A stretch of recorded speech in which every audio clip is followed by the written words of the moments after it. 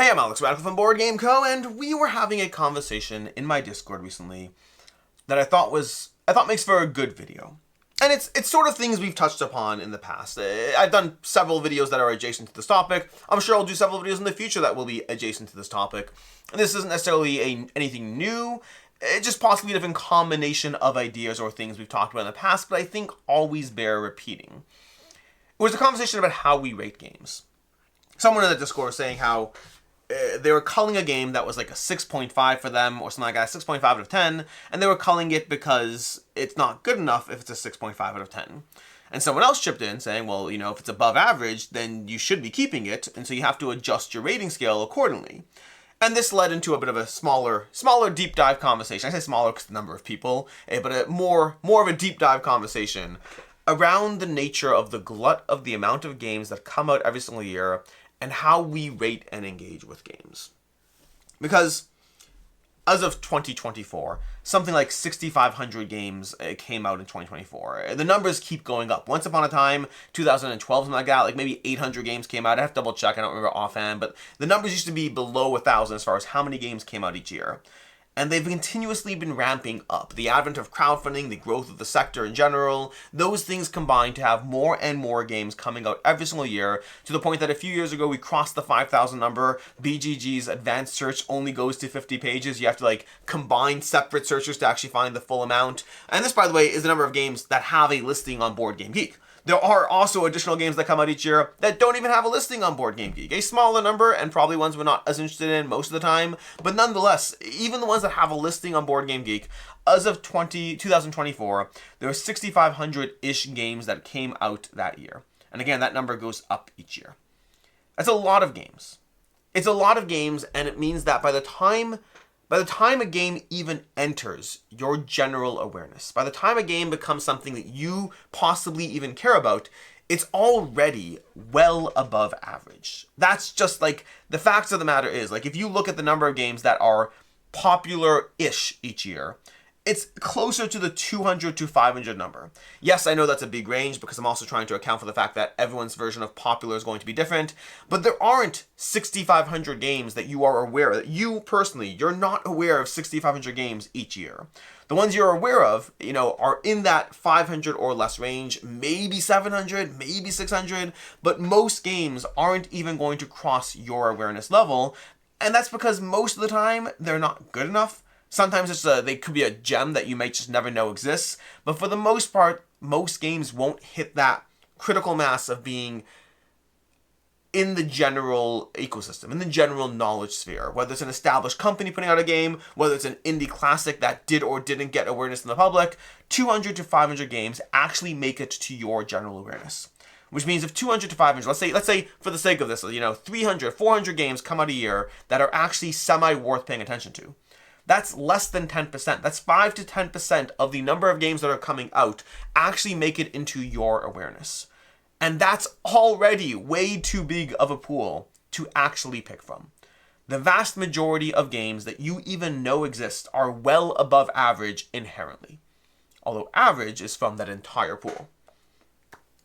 But that means that there are going to be so many different games. And that does beg the question of how do you review games? How should anyone review games as far as, should you be effectively grading on a curve? Or should you be giving a game the rating it deserves, but then you have to be more selective about what stays in your collection? Because this was the conversation that was happening in Discord. The question of grading on a curve versus rating a game whatever it deserves to be rated, but then my own personal selection, that goes up on the curve. So effectively, as games become better, I rate on a 5-point scale, and as games continuously get better, what I keep gets more and more selective. If you go back, 4 or 5 years, I had a whole lot of games in my core collection that were rated a 3.5. A lot of games. 3s I rarely ever kept, but a 3.5, I had a lot of 3.5s in my collection.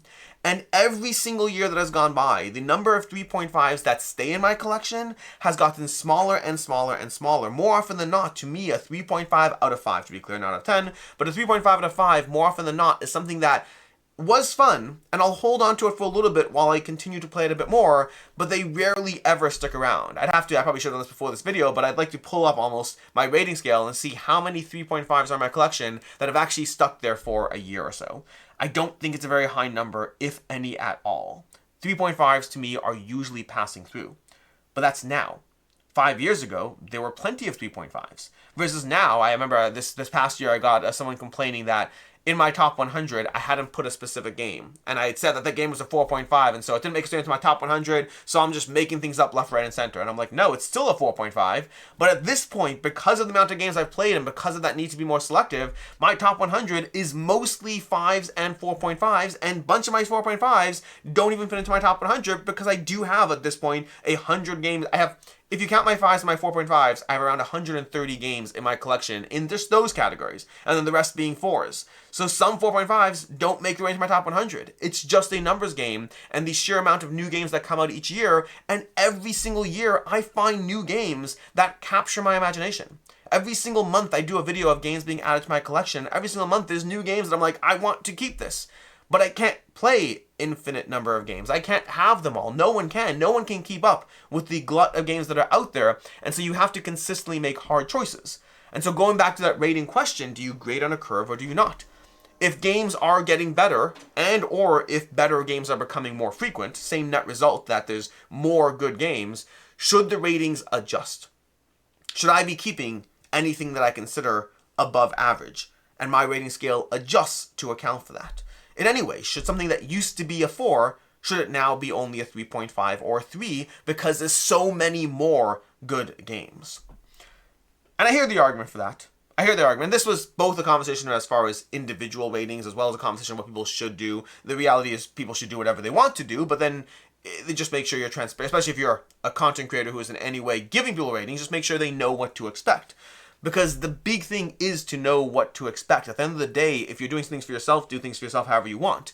If you're doing things for others, then the important thing is that they know what to expect from you. I've always had a problem with grading on a curve, while recognizing the benefit to that system in general, as well as in the board game space, as well as in our space. Because the problem with grading on a curve basically says, hey, you as a game, you should have been, let's use a 5-point scale, I'm going to use my scale right now, you should have been a 4 out of 5. But the problem is, there's too many good games.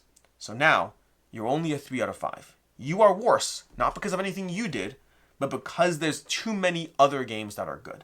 You're no longer special, and once upon a time you were. And I don't like that personally. To me, ratings have a meaning. Ratings have a meaning as far as my desire to engage with the game. And that doesn't go down just because there's other good games out there. My ability to play good games, that goes down. That certainly changes. My ability to play the amount of good games that there are can't keep up. But my desire to play a game is still the same. A 3.5 to me has a meaning. A 4 has a meaning. A 4.5, if you look at any of my reviews, my ratings have an actual meaning attached to each one of them because they correspond to my desire to engage with that game. And then the reality is, my desire and my ability are at separate odds. There's no difference in going to a buffet where you want to have so much, but you can only fit so much. But the desire to have, you go to a buffet with a whole bunch of bad dishes and only one good dish, I'll primarily eat the good dish, and that is what it is. But if you have primarily good dishes, I won't be able to eat it all. A 3.5 is a game that I enjoy. If you look at my rating scale, a 3.5 is a game that I enjoyed, I had fun, I am happy to play it again, I would happily go back to it. But I often don't just because there's better games out there. But that's not a reflection on how good you are. You were a good game.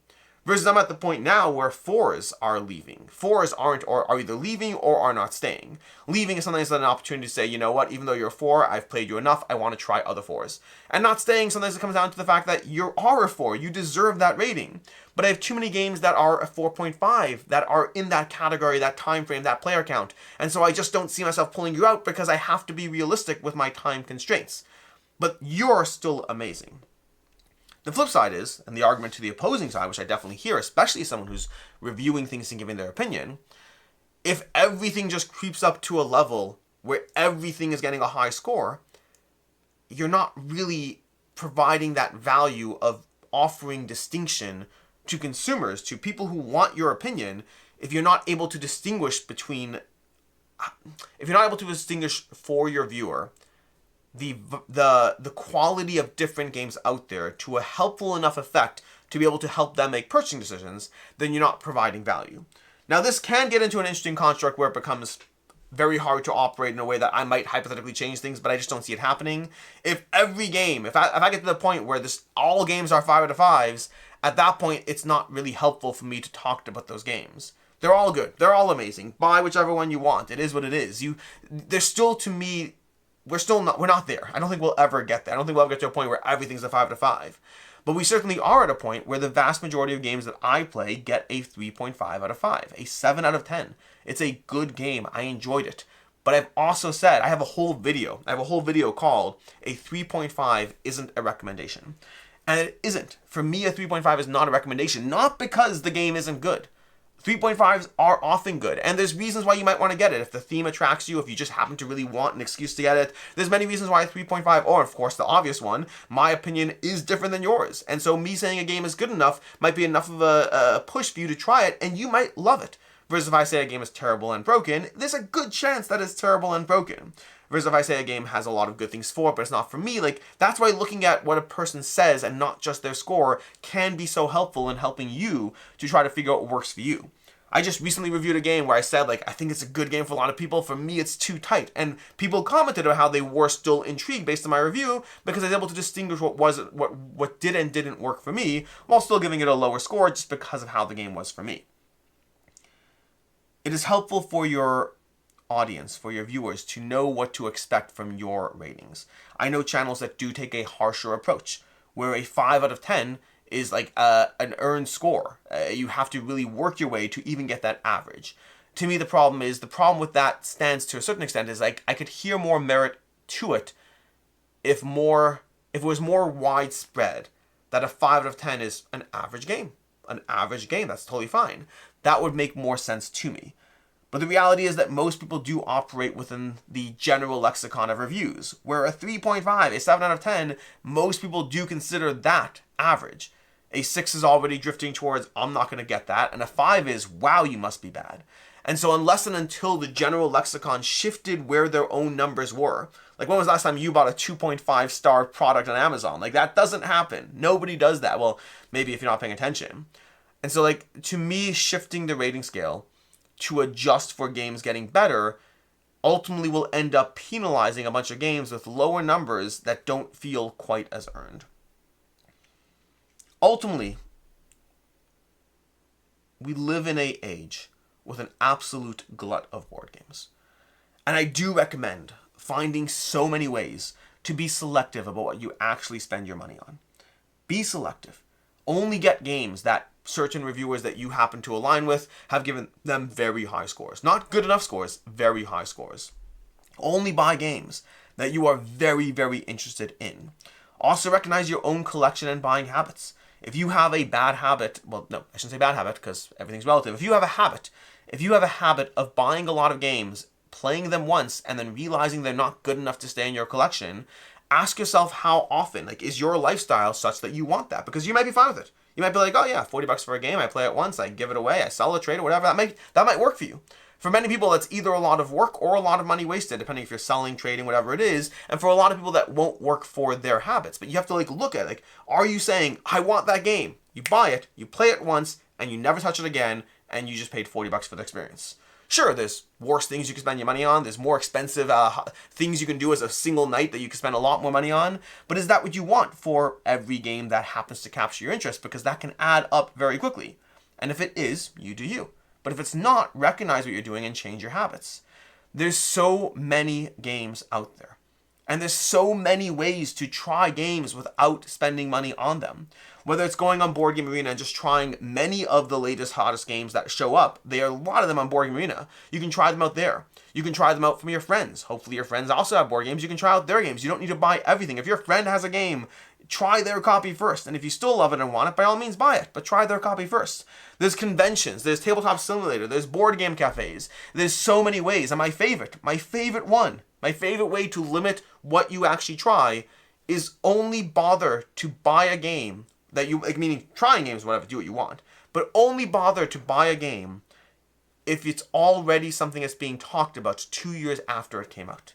There are so many games in the Board Game Geek Top 100, or whatever. You watch the Dice Tower Top 100, watch my Top 100. There's so many ways to find the games that stick around 2 years after they've come out. And if you're willing to do that, you will to such an extent limit the pool of possible things that disappear into the nether a year or two later. So many games come out that nobody cares about a year or two later, but many stick around. Lost Ruins of Arnak is still around. Dune Imperium is still around. Castle of Burgundy is still around. Puerto Rico is still around. Caverna, Feast for Odin, Blood Rage. There's so many great games that stick around. But then there's so many that come out. They're popular for 6 months, maybe a year, and then 2 years later, no one's really talking about them, and they're going back to those others that have continuously stood the test of time. If you're willing to be selective, if you're willing to be patient, I should say, if you're willing to be patient, you can save so much money. And this is and time too. Time is another thing. Learning games, like, I love the pursuit of new games. I love learning new games, but I also love playing my favorite games, and that's more fun than trying something new. I like to do both, but being able to play my favorite games is so much more satisfying than opening up another rulebook for that next promise of something that will offer me what I'm probably already getting from the best games in my collections. This hobby is one of abundance. We have hit a degree of critical mass and availability that wasn't present in 2010, 2011, 2012. The hobby was different back then. There were still plenty of offerings, but the sheer number of amazing games that come out every single year, and at this point, reprints. At this point, there's that game you bought 3 years ago you never played, and now the deluxe version's coming out. That happens too. You can and should find ways to be selective. Whether it's by reviews, whether it's through limited selection, whether it's by waiting. It's a buyer's market, effectively. A buyer's market full of amazing experiences. And there are so many ways to find the best ones for you. In any case, until next time, I'm Alex Radcliffe from Board Game Co. I hope you enjoyed this video. And as always, I hope you have a good one.